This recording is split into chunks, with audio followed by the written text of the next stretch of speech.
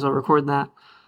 So today we got a lecture on a new chapter, which we briefly touched over last time, and then I will also talk about the midterm, very, very important, which will be in 2 weeks. So I'm going to release a midterm module after the lecture today. That will be the goal. But yeah, let's get started. Let's remember where we were. We just went over this first slide of chapter 10. So this is chapter 10 stuff. We were talking about sampling. So the idea is if you want to do some sort of data science, usually you want to infer some knowledge about a giant population of people, for example, voters, and you can't interview all of them because some of them, of course, don't respond, or it's just like way too expensive to interview every US citizen or something. So you take a smaller sample that you hope is indicative of the larger population. So there's a sampling method that gives you that sample, and then once you have the sample, assuming it was a good one, you can make inferences about the population and what they might have been thinking. If you do it well enough, it works out. Some samples are better than others, though. So we talked about deterministic samples, which were just like, I'm going to choose Pokemon number, the index number 0, 3, 6, and 24 always, never going to change away from that. So you're always going to pick those 4 Pokemon. That is a deterministic sample. Like I'm always going to ask just my mom and my dad and my grandma. I'm never going to change that depending on any other factors. That's a deterministic sample. It's been determined. There's no randomness. A random sample is the other kind, right? A random sample is when there is some randomness and you don't just like pick the same people all over again when you try to draw a new sample. So yeah, it doesn't have to be uniform random. There's a difference between uniform random and just a random sample. A uniform random sample, that's the easiest for us to simulate. It's where everybody gets an equal chance, like everybody with a phone number, like we're all going to call them. And everybody has an equal chance of getting called on the phone. But a random sample doesn't have to just be that. It could be like if you want to interview voters, for example, we talked about it's more likely that older voters vote. The older people who are registered to vote, they end up voting in the next election rather than younger people. So you'll probably want to do your sample of a few more older people than younger people to get a more accurate representation of like the voting pool and seeing what's going to happen in real life. So they don't have to have an equal chance of being selected, but it is still random at the end of the day. You're choosing somehow, maybe with some weights is all, okay? Yeah, but we like uniform random samples, and that's like a random.choice function gave us kind of something like that. So yeah, let me show you a few functions, and then we'll talk about distributions. So there are a few examples of like that kind of function. So let's see here. Like another deterministic sample would be, I want the first 10 Pokemon always. So Pokemon.take indices 0 through 9, or np.arange 10, right? And that'll calculate 0 through 9. And like that's another deterministic sample. I'm always taking the first 10 Pokemon, but let's work with them. I'll call them a name. So there they are. And now if we want to sample from something, we know that we could do our np.random.sample. np.random.choice, sorry. There it is. If you give it an array, it picks a random thing for you. If you give it a number after the array, it takes that many random things for you. But there's also one last option. Replace equals true. It's a default value. We could change that to replace equals false. So by default, it is making random choices and giving you a bunch of them with replacement being true. And let's talk about what that means. So here's my first 10 Pokemon. Let's say we want to sample a few of them, like we want to interview some Pokemon. And let's say I want to pick 7 random Pokemon. So I can say np.random.choice on that first 10 array of just the first 10 Pokemon. Let's say I want 7 of those. What happens? np.random.choice first 10 give me like column 0. Let's do their names. Excuse me. Column 0. So here's an array of some Pokemon, and oh gosh, did it just randomly do the thing I didn't want it to do? Let me remake a sample. Do you see how Charmander appears twice? It is redrawn Charmander. That is called sampling with replacement. All right, with replacement. So when I ask for 7, it's just like, all right, roll a 10-sided die and give me that Pokemon do that 7 times. It doesn't matter if it re-lands on the same Pokemon. Just like say it again. Say Charmander twice. That's fine. I don't care about that. That's with replacement. And sometimes you want that, like when you're modeling coin flips. It's not like when you flip heads, you can only ever flip tails, and then you have to throw away the coin because there's no more options. It's always you can sample with replacement for some things. It makes sense, but some other things it doesn't make sense. So maybe it doesn't make sense to sample people multiple times or Pokemon multiple times. So that's your default, though. That's your default. If you don't want to see any duplicates, then you have to say replace equals false. That is sampling without replacement. So that replace parameter, you can say replace equals capital false, and that will give you back 7 Pokemon that are all distinct. So that kind of makes sense, the difference there. That is without replacement, and then the other one was with replacement. So you could have seen duplicates. When you say replace equals false, you are not going to see duplicates. Okay? Sometimes you are required to have replacement. So say you wanted to do a random sample of 11 Pokemon out of this table of only 10. You are forced, right? Your hand has been forced at that point. You're going to see at least 1 Pokemon repeated, probably multiple, given the randomness. If you asked for that with replace equals false, you can't ask for a size 11 sample without replacement when there's only 10 things to choose from, because it's trying to not have duplicates. It's like, no, can't do that. Can't take a larger sample than population. So these words, they're coming up, okay? So I hope that makes sense. And yeah, that's kind of how that works. If you would like to not just get a column, like I want all of the information about a Pokemon. I want to take a sample from this table. I want the rows, all of them, for like, I want the type and the HP as well as the name for like whichever Pokemon I'm sampling. There is a dot sample on tables. Let's go there. There's a dot sample on tables themselves. So np.random.choice is kind of like lower level. There is a dot sample on tables themselves. It's right here, table.sample. You can say table.sample, you give how many things you want, and then for this one it's either you say with underscore replacement. By default it's true, but you could say false. And that will give you back some rows that have been sampled randomly. Okay? By default, with replacement. So here's how you get a bunch of rows. I can be like, give me that first 10 table, right? That's just all the Pokemon. I can say dot sample, so that's just a table. There's a dot sample on tables themselves. Like, give me 7, and so it's going to give me 7 rows. It's going to give me a new table back that has been sampled from the original. That's kind of nice. So you do see duplicates though, because by default it is with replacement. But you could turn that off again and be like, all right, give me 7 Pokemon, sample 7 Pokemon randomly from the first 10 table with replacement equals false. Do not give me any duplicate Pokemon, please. All right, you'll never get a duplicate without replacement. All right, so if you have an array, np.random.choice, with or without replacement. If you have a table and you want a bunch of sampled rows, you say dot sample, give it a size, and say by default with replacement is true. You can say no, make that false. I don't want it with replacement. And yeah, this gives us a uniform random sample because there was no weight to anything. It's just like every Pokemon had an equal chance of being picked. So that's kind of nice. That's all baked in. Questions about that?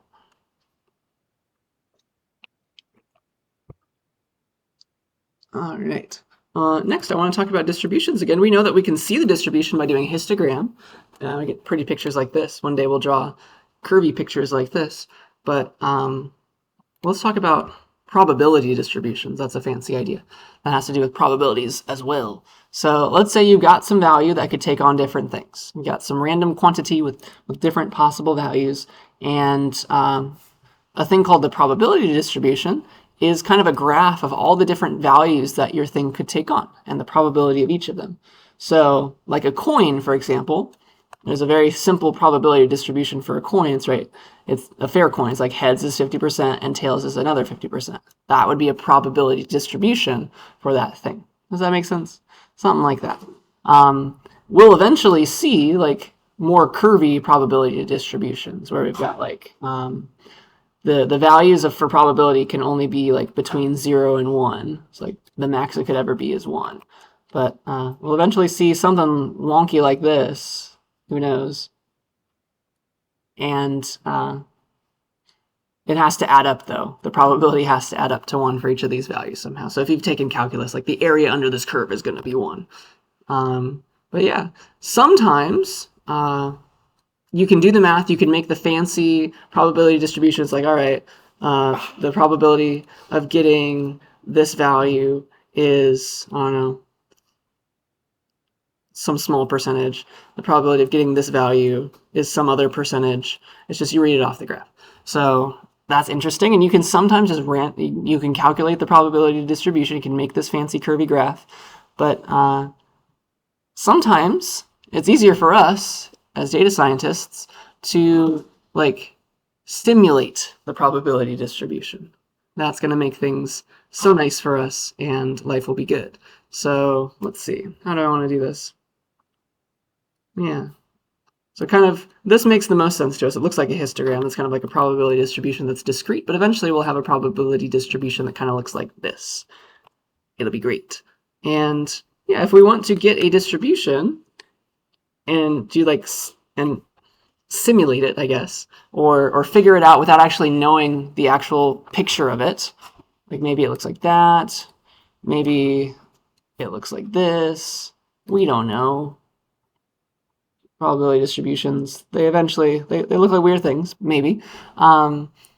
We can figure it out a lot of the time by taking a sample, and that would give us what's called an empirical distribution. That's based on observations of data. We ask a lot of people like who they're voting for, or we flip a coin a bunch of times, and we get some counts of head and tails, right? We get some counts of head and tails, and it will probably be about 50-50. Just due to the randomness if you do enough observations. And that will give us an empirical distribution, and it will usually match the real theoretical distribution. All right? So an empirical distribution is one that you observed by sampling your population. And so let's get, let me show you some of those. Let's see. Let's talk about some distributions of values. Distributions. So let's do rolling a die, a 6-sided die. So we make a blank table with a column called what face the die is landed on, and the values that you get are range 1 to 6, right? So that's what you could do when you roll a die, right? Let's call that die. So you roll a single die, the values that you get on it are between 1 and 6, and we could, the probability of getting each of these, right? We could draw a histogram very easily. Like those are the possible values that your die could take on. What are the probabilities of each of those? It's all 1/6, right? So you could make a histogram and be like, all right, histogram, let me just show you the default one. It's going to look a little weird. But it's like they're all equal, right? There's only 1, 1, there's 1, 2, there's 1, 3, 1, 4, 1, 5, and 1, 6, and they're all going to have the same amount of they're all seen at the same amount. If you want to center these, by the way, you could say bins equals, and then if I want to center it around the 1, the 2, the 3, the 4, the 5, and the 6, perfectly in the middle of everything, I can go for the 1, I can make the bin between like 0.5 and 1.5. And for the 2, I can make the bin between 1.5 and 2.5. So it would wrap perfectly centered around the number itself. So I can be like bins equals np.a range 0.5 to, I guess, 6.5, but really like 6.6. Go by ones. And that would give me this distribution. So this is a probability distribution if you think about it, even though I didn't really take samples of things. I just know that like I'm only ever getting those values from a dice roll, from a die roll. And yeah, they're all going to be 16-ish%. Or yeah, 1/6. So yeah, this is how those bins, that's how you center between like those numbers. 0.5 to 1.5, 1.5 to 2.5, and so on. That's kind of cool. So yeah, this is just when you roll a die and it's fair, it's a uniform. It's called a uniform distribution. Every value is 1/6. That's your percentage of getting something, and that is 16.7-ish%. All right. Yeah, so I think that's most of what I wanted to say. I want you to try something. Let's see. Yeah. You can roll this die a few times randomly now by using that dot sample is the idea. So you can be like die dot sample, roll the die 10 times. You need it with replacement. And then this is me having rolled a die 10 times, and you see all the different values that it took on. That's kind of cool, right? So I would like you to do some simulations now, because this is something that we could do and try to figure out. So let me show this to you, and we're gonna discover something about the distribution of rolling dice. We're gonna get an empirical distribution by rolling a die virtually. So here's my question for you to try. You don't have to write down the answer anywhere, but I want you to try it. Let me give you the description of the die table. So there's a single die modeled in table form. And then here was me taking a sample of size 10. It gives me back a table of all those, the values that it picked from the original die table. What I'd like you to do is do this first one again. I did a sample size 10. Sample 10 die rolls and get the average value that you saw. So like among all these things, like it would have been different from you, but like take all these numbers. Can you get the average? See what happens. Do the same for 100, for 1,000 rolls of a die, for 1,000,000 rolls of a die. So you're just going to keep changing how you sample, saying sample 10, sample 100, sample 1,000. When you do more, do you see it potentially approaching a number? I want you to try. All right. So does this question make sense? Make that die table, sample it like I did, with different values though, and get the average number. So that you go into that column, right? Go into that column.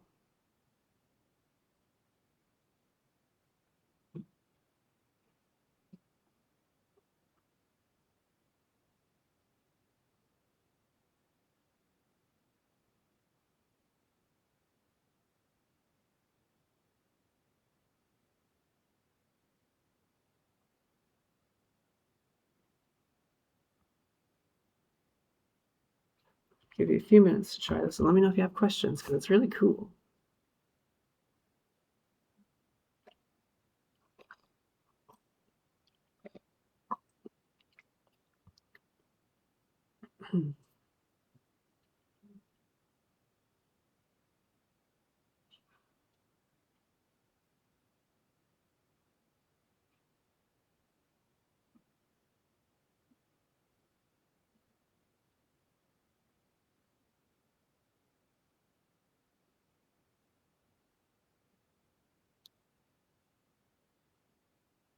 And if you think about it, these are like empirical numbers that we're getting back, right? It's based on observations.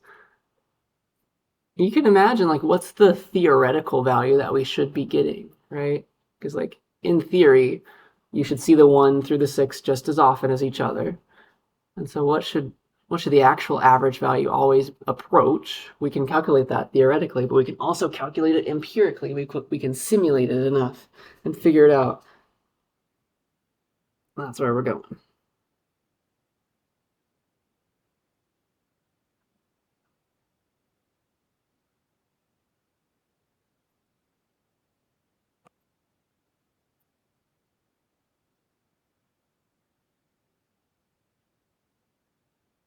I'll give you another minute head start to try it, and then I want to show you how to do it.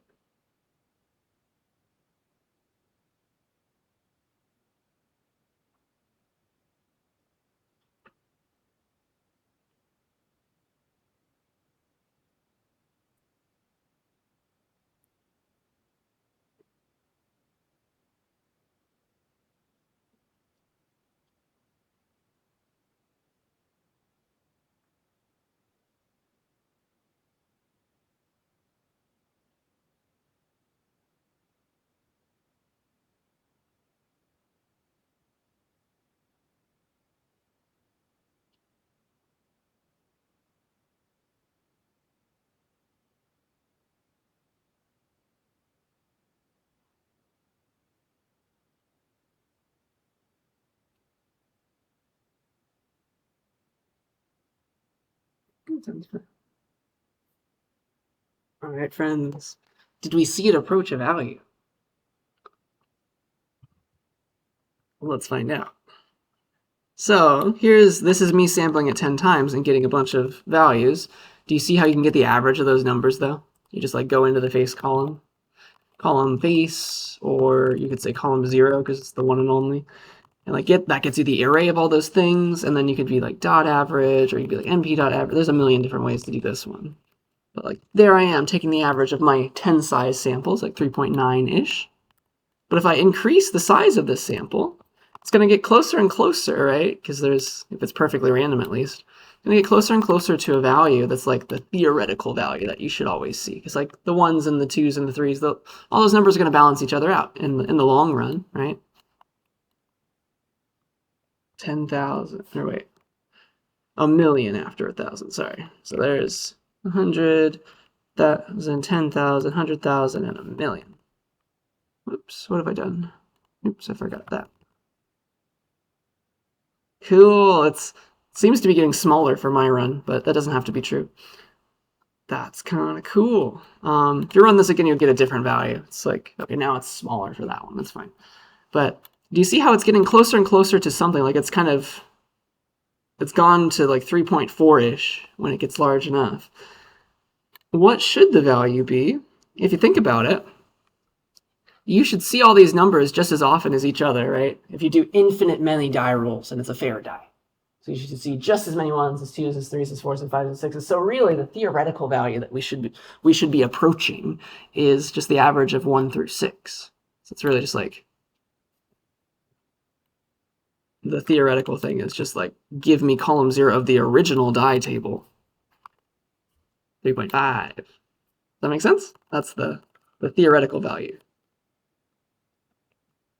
So we can calculate that sometimes, but we've simulated the theoretical value with enough with 3 decimal places of precision, really, if we do it this way, right?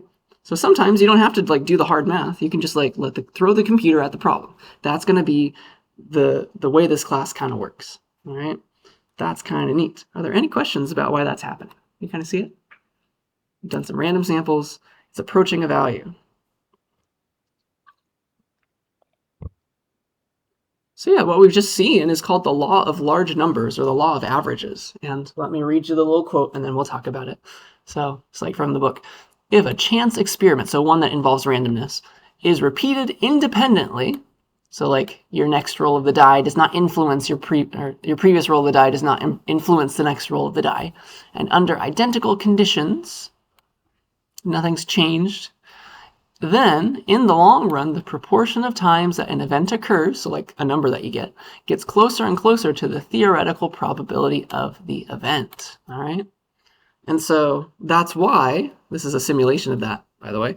If you flip 1,000,000 fair coins, then you're going to get really, really close once you've gotten to that million. You're going to get really, really close to 500,000 heads and 500,000 tails. It might be a little bit off, but in the long run, it's going to really approach that 50-50 mark. It'll be a little wonky at the start because of randomness, but in the long run, the law of large numbers takes over. It really, if it's fair, it really will approach that value. Okay, and that's what we just saw. Well, let's talk about that. It's very interesting. It's very fun. Let's see here. Let's do that in picture form, just to prove it. Law of large numbers, or the law of averages.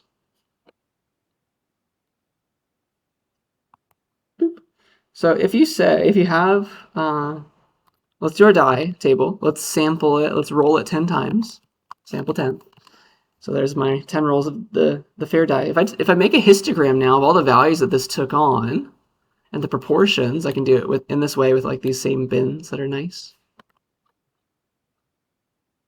If I did that, they're all over the place. I just randomly happened to get a bunch more 1s than anybody else, and I didn't get a 3 or a 4 at all for this round of 10 rolls of a die. That's possible. That happens. Yeah. But the more you roll that die, the less likely you see something that wonky, if it's a fair die at least. It will approach the true theoretical thing. So we're gonna find the empirical distribution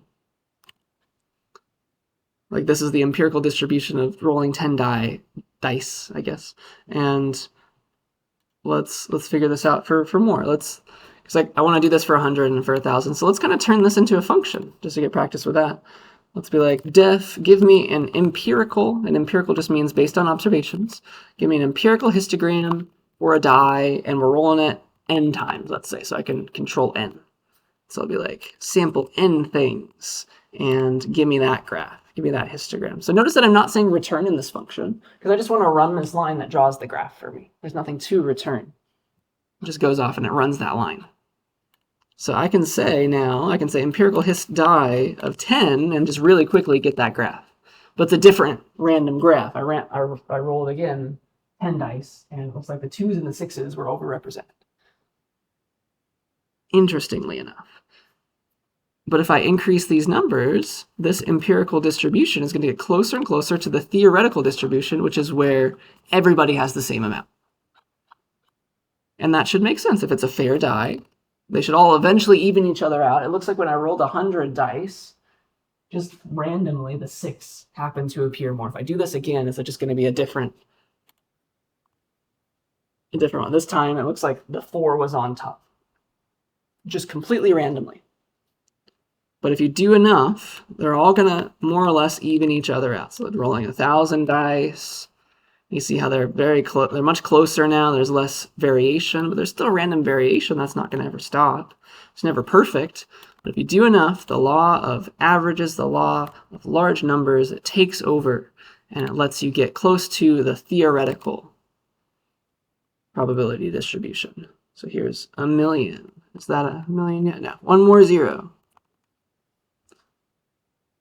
Look at that. Rolling 1,000,000 dice. There's still it's a little wobbly, still small differences, but in the end it approaches the true distribution. Does that make sense? You do it enough times, it's going to get there.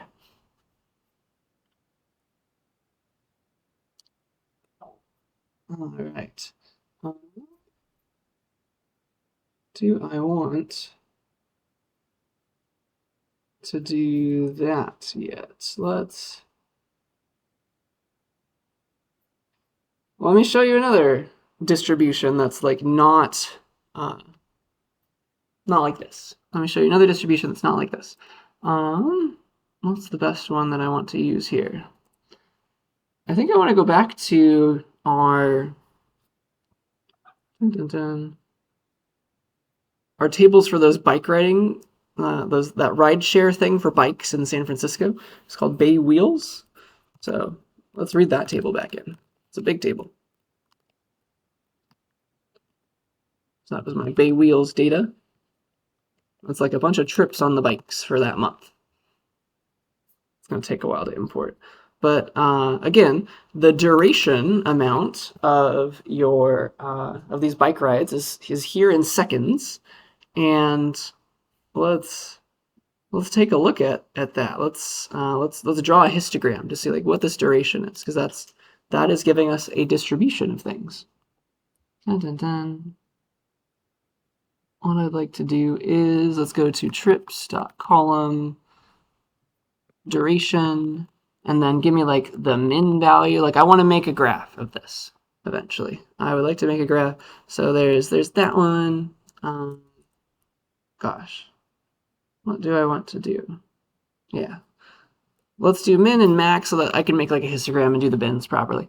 Let's do this one's min. So that's the min duration, less than. These are seconds, so that's less than a second. Someone's like, oh no, I didn't want this. Put it right back. Max, and then we'll do the average. The word for that is mean. So it looks like the shortest bike ride was less than a second. The longest one was really long, like they maybe forgot to turn it in or something. And then the average bike ride, though, is around 7:55, which is a little like 15-ish minutes. Yeah, it's like 13 minutes. Okay, so let's make a histogram of all of the trips, the duration of them. Do a histogram on the duration where the bins can be between 0 and like maybe let's do double this average, so like 1,500 seconds. So go up to 1,501 then if we want it like that. And we'll do like 50 seconds intervals, and the units of all of these are, they're supposed to be seconds, right? The unit is second. So there is the histogram of all the trips that were taken and their duration for this month for bay wheels. Okay, so do you see how it's not uniform? It is not just like everybody's all the same, but like most bike rides, they're around, this is the sweet spot for the distance. Any longer, like more people are going to take the bus or they're going to walk or something. But this is the sweet spot for where a bike makes sense, I guess. And so it's not uniform, and this is a distribution of numbers, right? That's what a histogram shows to us. What I'd like to show you is that it's a really cool thing. So this is, here, let's write this down. So the trips table is I have the data on everybody. It's the population data.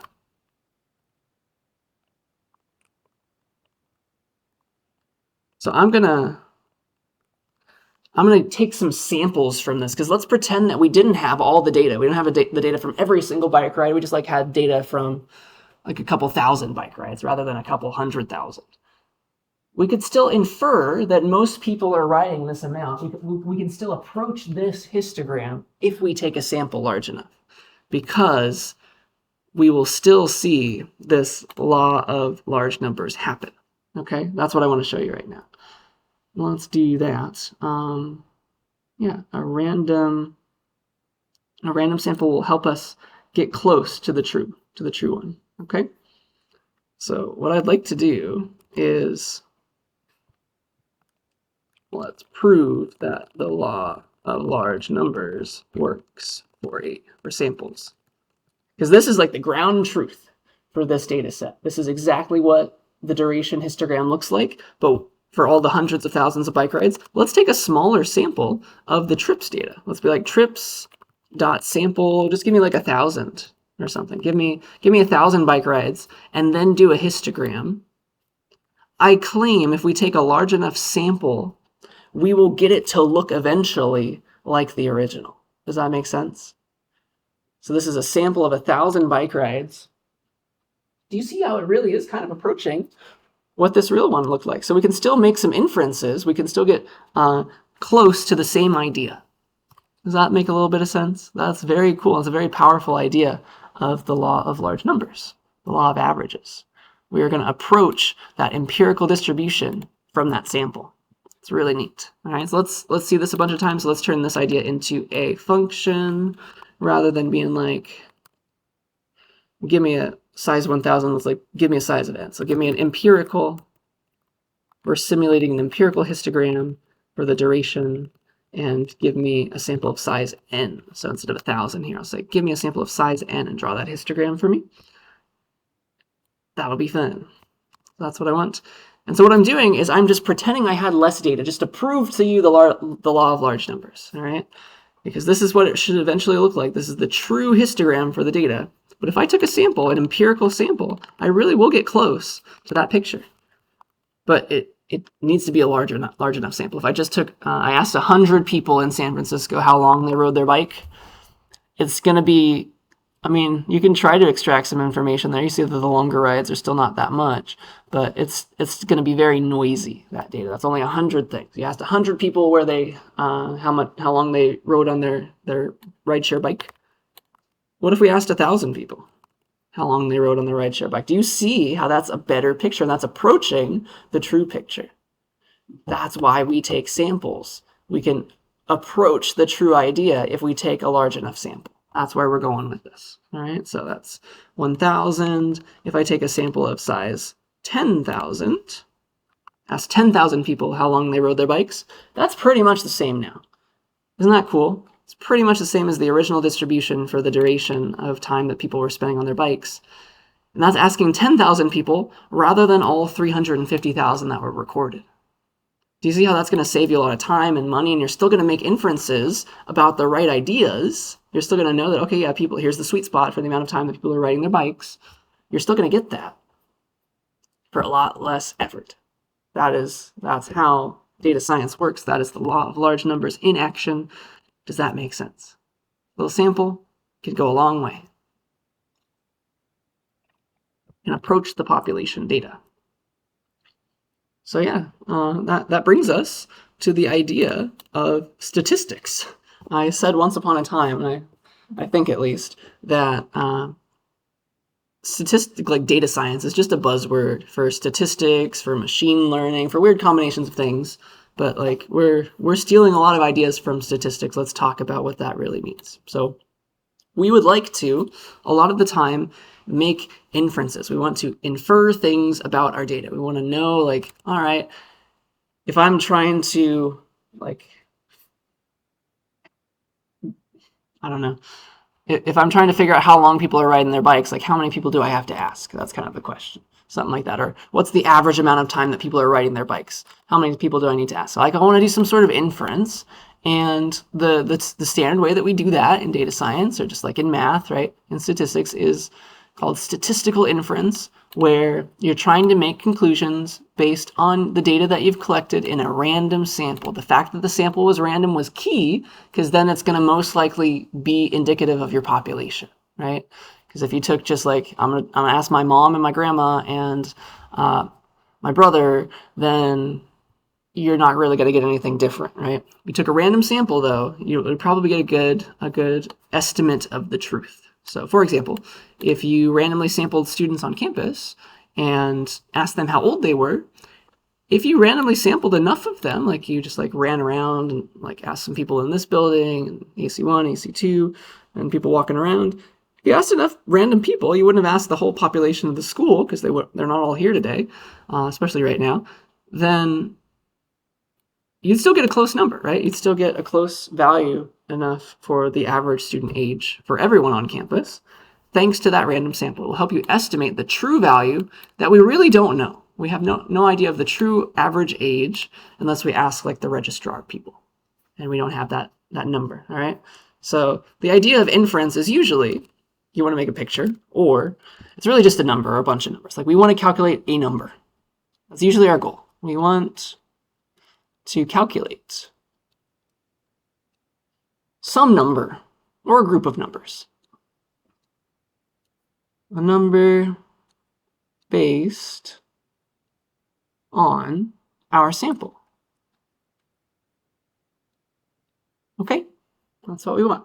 So let's talk about that, because there's a real definition of the word statistic now, and there's a difference. All right, there's an idea of what's called a parameter, and there's an idea of a statistic. All right, so a parameter is a fancy word that means a number associated with your population, like the true average age of Clovis Community College students. That's a parameter because it's the number that you really wanted all along. It's the number associated with your entire population, or like the final tally for the voters for the next election. Like that's a parameter, right? It's a number associated with the entire population. It's very hard to get unless you ask everybody or you have enough data. You usually cannot calculate the parameter, but that's what you really want, okay? A statistic is your estimate of that. A statistic is a number calculated from your sample, all right? So your statistic is you took a sample, hopefully it's random, and that will help you estimate the parameter. Does that make sense? Like those are the technical terms. So a statistic can be used to estimate your parameter. So you don't know this, but you can calculate this for your sample. Therefore, you can get a close enough value, okay? And yeah, let's talk about that. So I kind of just did that for this graph, right? For these graphs, I took samples. This was the true distribution. A sample got us pretty close. A big enough sample got us pretty close, right? That is that gives us an empirical distribution. So yeah, let's talk about that. Let me say some more words, and then I'll give a bunch of examples like this. But parameter versus statistic. Remember those. All right. So what we can do pretty nicely is with our sample, we can calculate that distribution like we were. It's like I took a sample, here's the distribution of that sample, and it's pretty close to what like the true sample looked like, or the true population looked like if it's a big enough sample. Law of averages and all that. So yeah. we are able to calculate empirical distributions based on our samples. If you want to calculate a statistic, that's just like a number from your sample. So like maybe we can do the average duration or the median duration of our sample. That will be really, really close, but not exactly equal to the average duration or the median duration of the true amount of bike rides, or the true population of bike rides. Okay, so yeah, that's how that works. And so here's some more words. You have the I guess the first idea is that like your statistic is going to vary. You took another random sample, like you took a random sample, you took the average duration. You took another random sample of the same size and you took the average duration. It's not going to be the same number because now you're asking different people how long they rode their bikes. It's not going to be always the same, but it's going to be close. It's going to be close to the true random average or the true population average duration. Okay, so the values of your statistic will be different because your samples are different, and that gets us into the idea of like how much does our sample differ? If I took another sample, what would it look like? So that leads us into these ideas. I'll draw pictures in a second. Don't worry, I just got to say the words. That's the idea of a sampling distribution, or a probability distribution of your statistic, is like a little graph showing how far away you might be. Like what are all the possible values that our statistic could be, like our average value could be, and the probability of getting that average. Sometimes you can't really calculate that, but we can do some empirical distributions, right? We can take some samples and try them out, and that gives us an empirical distribution of our statistic. If we took a bunch of different samples of people, like we asked a group of 1,000 people, another group of 1,000 people, we can see how much it varies. That gives us an empirical distribution of the statistic itself. Again, I'm going to give you an example in just a second, don't worry.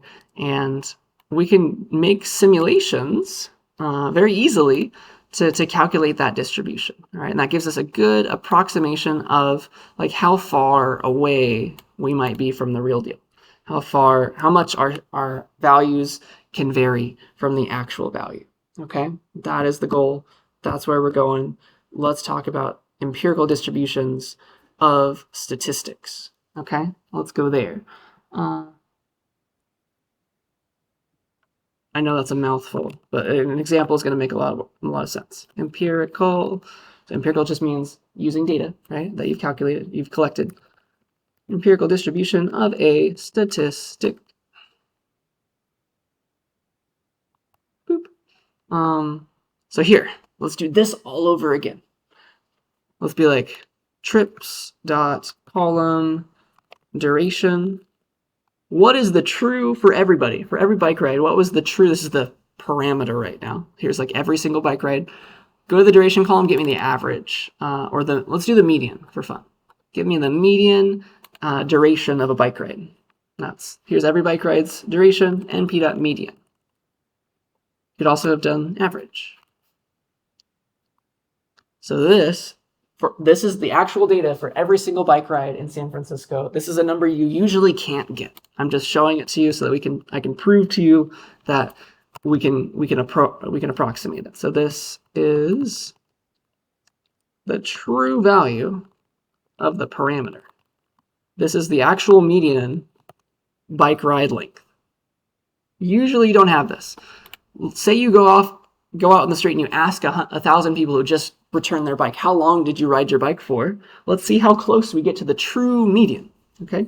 Because you could do that. You can be like, all right, instead of this, a lot of the time you just have a sample. Like, let's take a sample just for fun.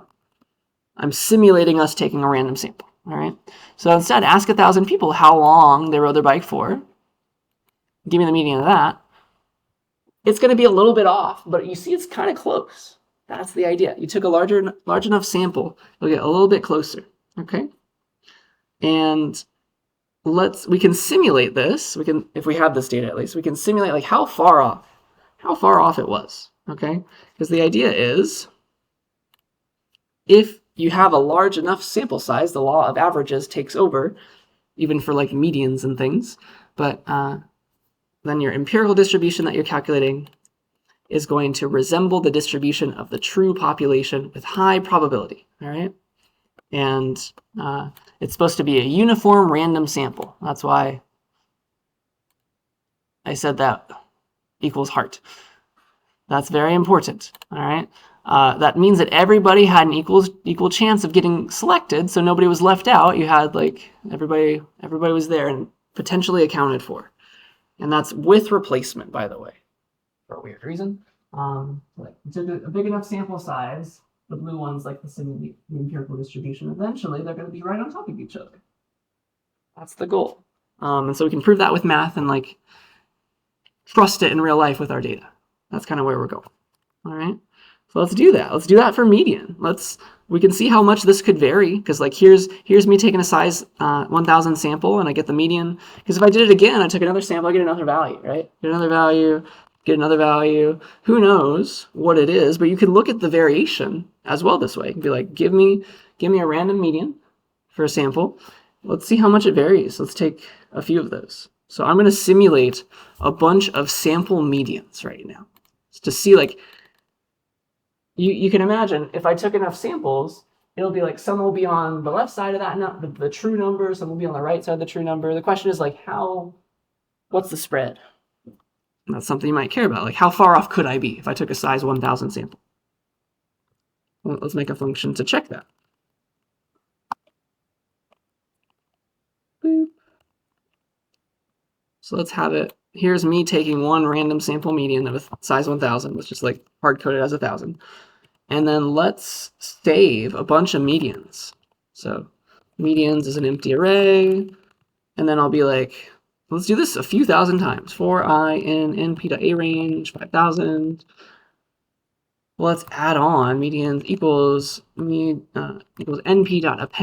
to medians, one new random sample median. So this is me calculating a bunch of 5,000 times. I'm asking 1,000 people how long they rode their bike. 5,000 times I'm doing that. I'm taking the median value. This is going to take a while. This is a simulation. But this is going to show to us that, okay, for size 1000 sample, how much this value can be, like, how far away is it from the true value? We know the true value. Usually you don't, but we can compare and see how close we are for educational purposes. Because usually you just have your sample. Let's see how much it could have varied. But it's going to take a second. So yeah, while we're doing that, while it's waiting, what do I want to do? Yeah, that is correct to do it that way, but it does take a while. So computer's working hard right now. When it's done though, let's print them out. Medians is that. Oh, nice, it just finished. Cool. That was good timing. So there's 5,000 different medians. Some of them are small, some of them are big, but you can imagine that they're going to be wrapping around the true value. But how far? Like how far away could we have done wrong is kind of the question right now, because it's never perfect. And let's make a table of those.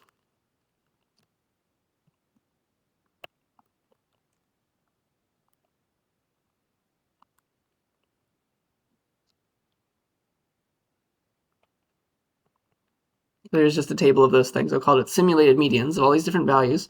And now we can do a histogram of these simulated medians and see where is the true median. Because this one we actually know that one for. Like where is the true median right now? So I can do simulated medians dot, give me a histogram of column sample median or column number 0. Let's do with 50 bins that you make yourself. So this, I hope you can understand like what's happening here. I took a bunch of samples of size 1000. I took the median duration for all those samples.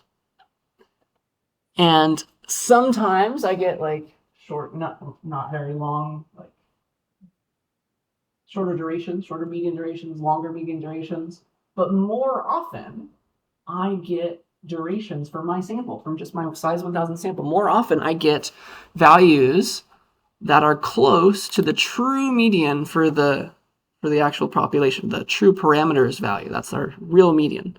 So 555-ish. You see that that's right about there, and that is where the peak of it is, and it's wrapping around it. Isn't that cool? So that goes to show that like it's going to, if you take enough samples, it will approach the true value for your statistic.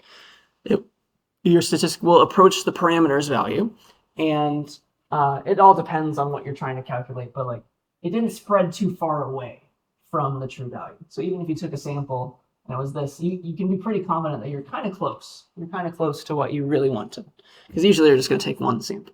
All right. Does that make sense? So we were lucky. I'm just trying to show you it for this particular data set because you did have everybody. We really did have the population data. So I just kept taking samples from the population to pretend that we asked people like surveys and things, just to see the law of large numbers in action. All right. So yeah, with that in mind, I want you to try the same thing. So here's this. Dun, dun, dun. And then also here, let me just give you all the code that we wrote today so far. If you'd like to go to the code from class, go for it. Because what I'd like you to do is the following. Well, let's read in the table together, but I want you to try this. I think it will be fun. I'd like you to make a function. Here's that example as well. I'd like you to read in our sample, not our sample. I'd like you to read in our Fresno temperature data. You know how it had like highest highs and stuff. Let's go read that in real quick. And then I'll ask you the question. So here's like the temperatures data. That's table dot read table data max min temperatures for Fresno. What I'd like you to do. So you got like highest high values, lowest low values, one for each date. I'd like you to get a random sample of 100 highest high temperatures, okay? 100 highest high temperatures, so just these numbers in this column. And I'd like you to get the average temperature of that sample. So I'd like you to make a function that does that, like make a function called random sample average or something, I don't know. I'd like you to do that, and do that, call your function, like instead of 5,000 times like we did here, call it 10,000 times and save each average estimate, and then compare against the true average just to watch the law of large numbers in action. See if did it work out? Was it close enough? Yeah, I think that's what I wanted to say. So we did median here, but try to do a random average. We get 100. It's like each time you can make a random sample average function maybe. Get 100 highest high temperatures from our Fresno temperature data set. Make one function that gives that value back in the same way, and then save all the averages. Do it 10,000 times, save all the averages, and compare what you see.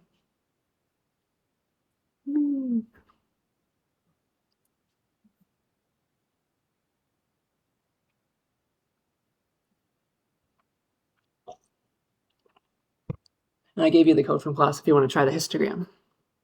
Highly encourage it, but I'll give you a head start, and then we'll talk about it. Let me know if you have questions.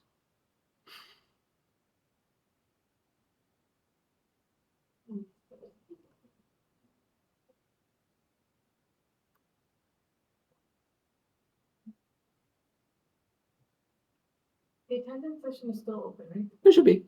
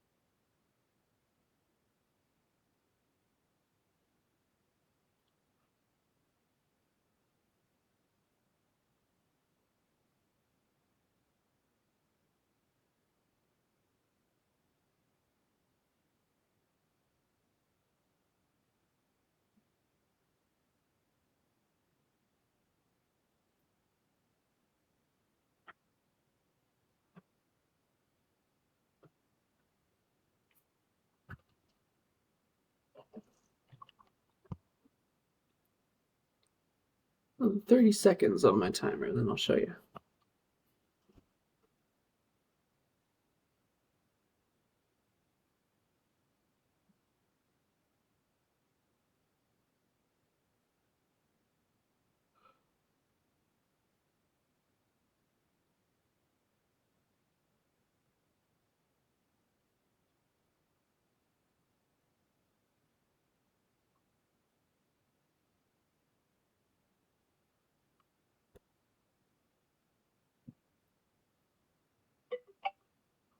All right. Let's try it. So were you able to kind of copy some of that? Get it working? We just want to do random sample average, I guess. Let's see how it looks. So I will take a lot of this. We'll call it random sample average. NP dot mean, NP dot average. So many options. It's not the trips table, it's the temps table. And I want to take 100 of them. I want to take 100 things. And I want the highest high column. Right, so there's my random sample average. I've got 100 random highest high temperatures from that function. Yeah. And then I want a bunch of averages. Call them averages, averages, averages, random sample average. Yeah. And I want to do that 10,000 times. See what happens.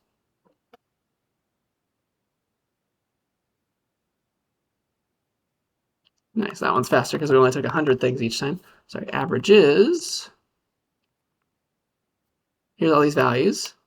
And were we able to do a histogram? So let's do, I guess also let's compare it first against the true average. So the true average temperature for all of the Fresno data for highest high, just like don't take the sample, just like go there and take the full average. No sample needed. Just like that. And so about the average is about 93.5-ish degrees, which is incredibly a hot average. We are the summer, man. The summer's crazy to us here. But all right, let's turn this into a histogram. Let's see the distribution of these highest high values. So for our sample averages. So just like I did here, I did a bunch of, I guess I need to make a table first. Let's do a table with those average values. Table with column, sample average, and then here's my bunch of sample averages. And I want to do a histogram of, well, first of all, here's the table. I want to do a histogram of this table with the column called sample average, which is column number 0. And let's do like 15 bins, not just the default 10. And what do you know? Every time we took a sample, we did have some variation, but it was still really close to the true population average, 93.5-ish. And also we see that that's the middle of our graph. It's going to wrap around that. It's getting there. Eventually, it's getting there. You take enough samples. Usually, you only take one. We're trying to see what the spread is. Usually, it won't be off by more than like, I don't know, 5 degrees. That's pretty cool. That's pretty cool and powerful. So, yeah, let's talk about that. Let's do, gosh, what's the best way of things I want to show to you right now? This was just for a sample size of 100, right? That was just for a sample size of 100. If you take smaller samples here or bigger samples here, things will go differently, is all I'm trying to say. So here, let's turn this idea into, let's control how, instead of this 100, let's control that and turn it into like sample size. So we can calculate a bunch of averages and then make a graph. So here, let's actually, before I do that, steal all that. And then also here's me making the histogram of all those averages. Like that's all the code that I wrote just in one place now. Let's parameterize this by the sample size. So here's a weird, cool thing that you can do in Python. I can be like, make all of this part of a function. Oops.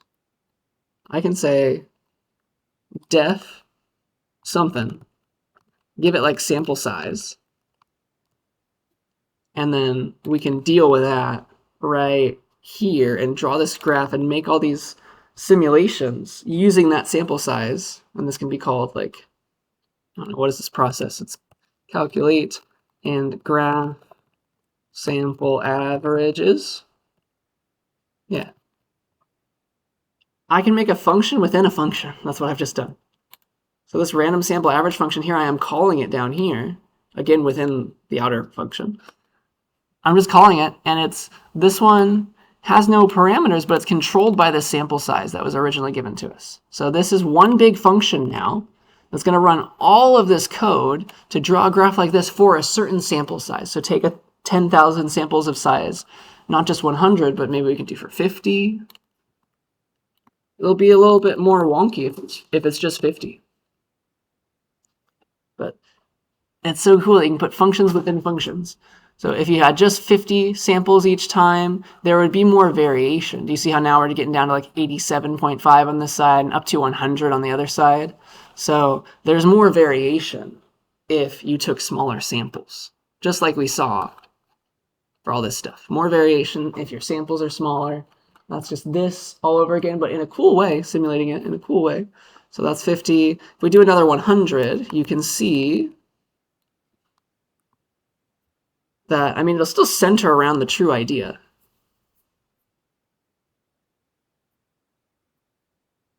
But the spread is smaller. Do you see that?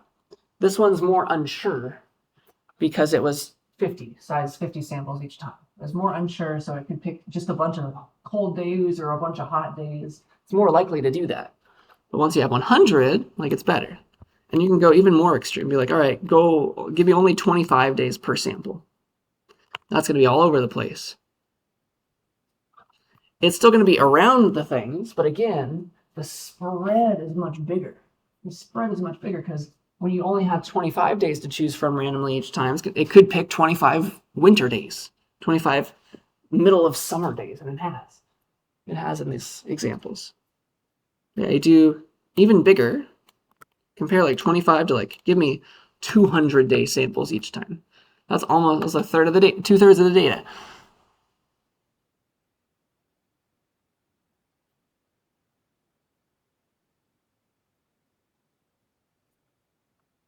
This one is more sure. So this one went from like 85 to 102. This one's going from 90 to 97-ish. It's more sure, the sample size is larger. It's still centered around the idea of where it should be, but the sample size changed everything. Does that make a little bit of sense? Bigger samples mean less variation. It's not going to wobble as much.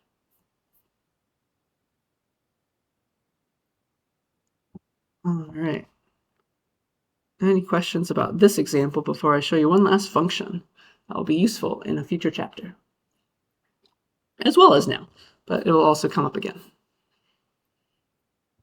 It's called sample proportions. And this is a nice little function. It's part of our data science library. And it takes two things. It takes a sample size and it takes an array of model proportions. And it will tell you, it will randomly choose from those things. And I want to try to explain that to you. So here, you can go to the documentation page. It's really just a function on its own, just like make array. Down here somewhere.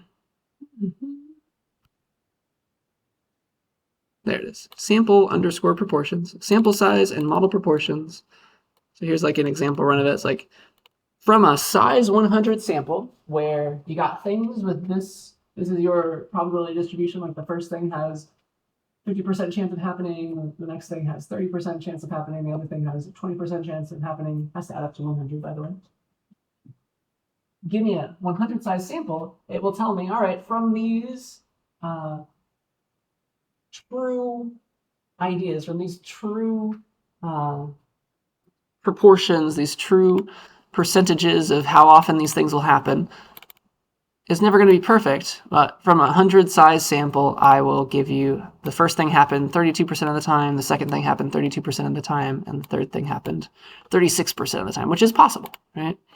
So it's going to sample that many objects from your distribution, and it gives you an array of the same size as your proportions, and each piece in it is how many times that thing appeared.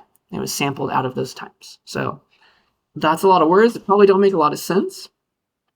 Let me show you what it means with an example that's done in a different way. So it's a function called sample underscore proportions. It will be very useful to us soon. It is useful now already, but what it's trying to do is make a process that's very calm and easy. So here's a very difficult thing to do. So let's be like, all right, let's flip a coin a bunch of times. So how do we flip a coin right now with our current knowledge before sample proportions? We're going to make a table with some columns, the face column that just has heads and tails. I guess we don't need another column, but you can say with columns and still have just one column. It's happy. So there is a table to represent a coin, right? Coin equals that, coin table. And that's already a lot of typing, right? That's already tedious. So the following process is tedious. It's what sample proportions is trying to solve. Okay, so we got that. Let's say I want to flip 100 coins now. I want to flip 100 coins. Coin dot sample, give me 100 of them, right? So here's my 100 coin flips. They're all going to be heads and tails. I want to know how often I saw heads and tails, right? What was the proportions that I saw? You know that's going to be about 50-50, but it's never perfect. So you can group by face, right? Group by the one thing there, by face. And then we see that we had 55 heads this time and 45 tails that time. To calculate those proportions and give back probabilities, we have to divide the count column by 100, right? So give me the count column, divide by 100. And so here is the percentages now. All right, 55% of the time we got heads, 45% of the time we got tails for this particular 100 coin flips. Does that make sense? What this code has done?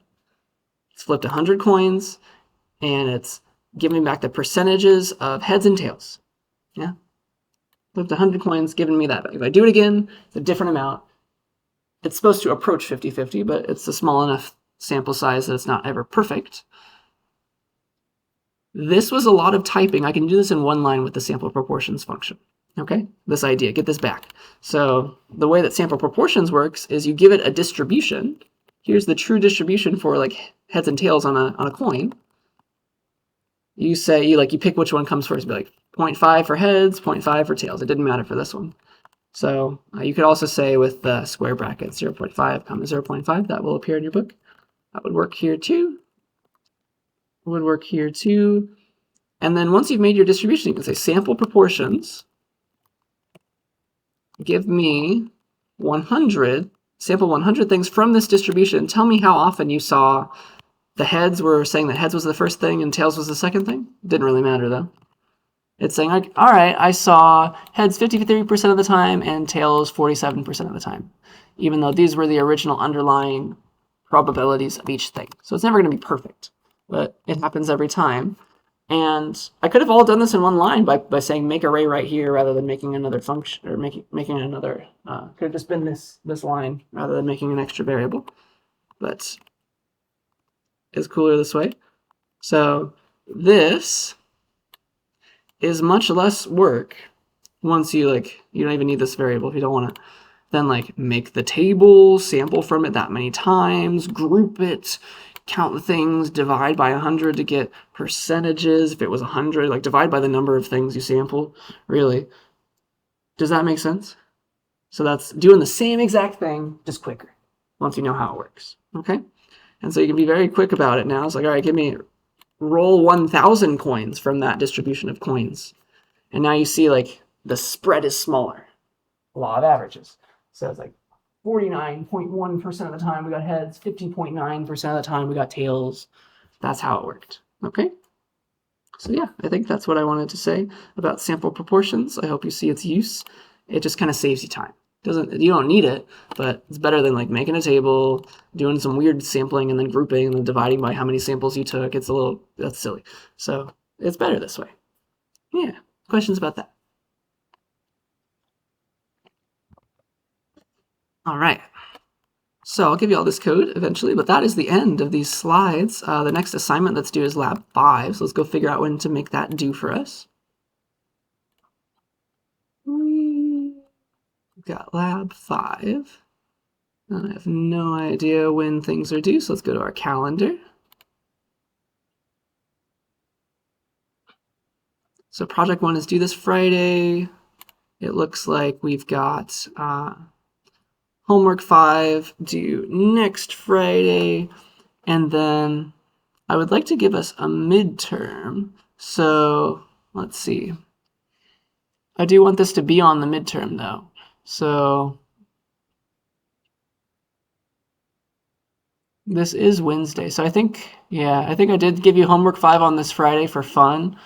I don't know if that's going to work out. I might have to, I guess I could make something due on Monday for once. I think that can still have extra time for homework 5. I was supposed to put it on Wednesday, but I didn't.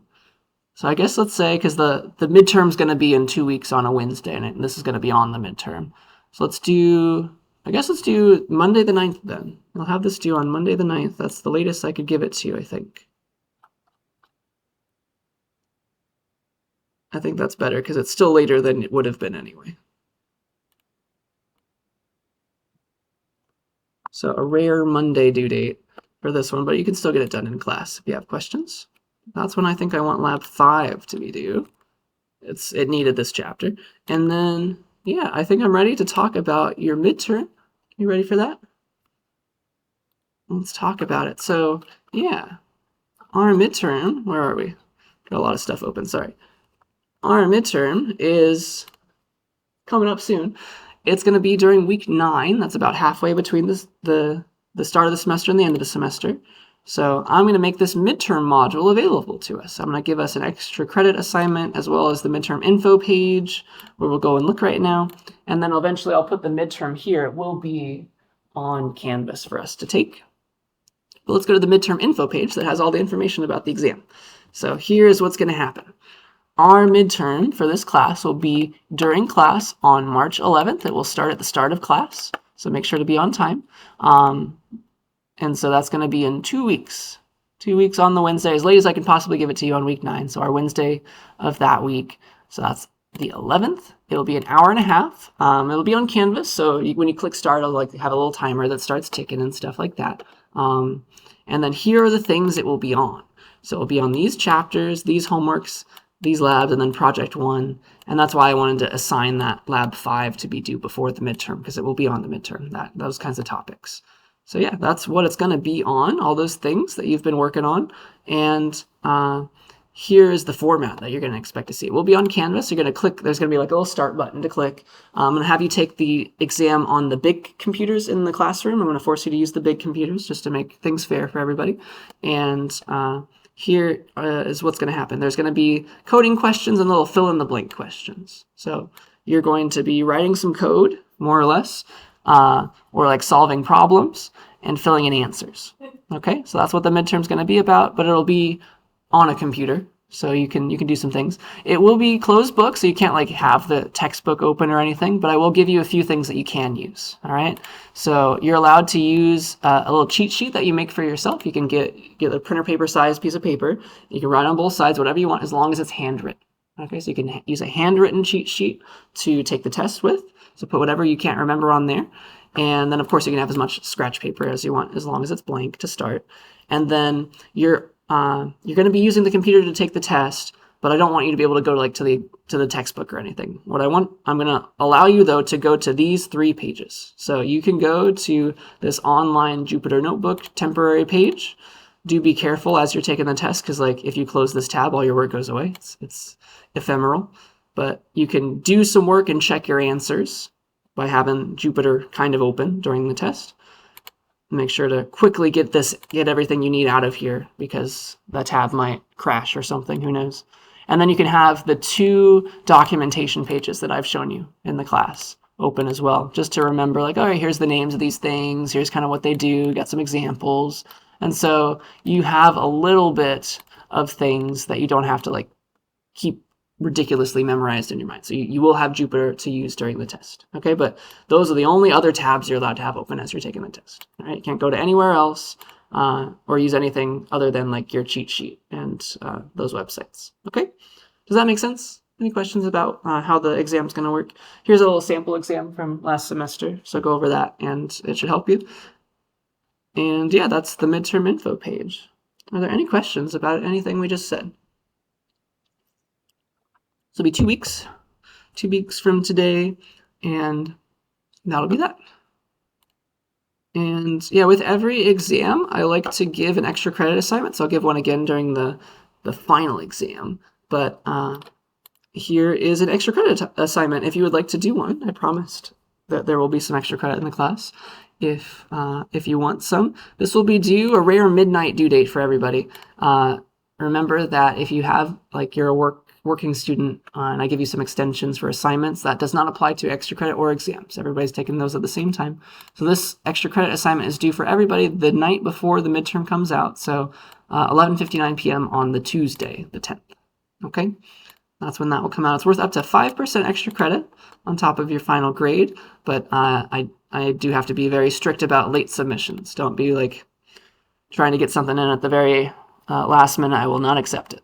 So it really is hard due date is 11:59 p.m. for everybody.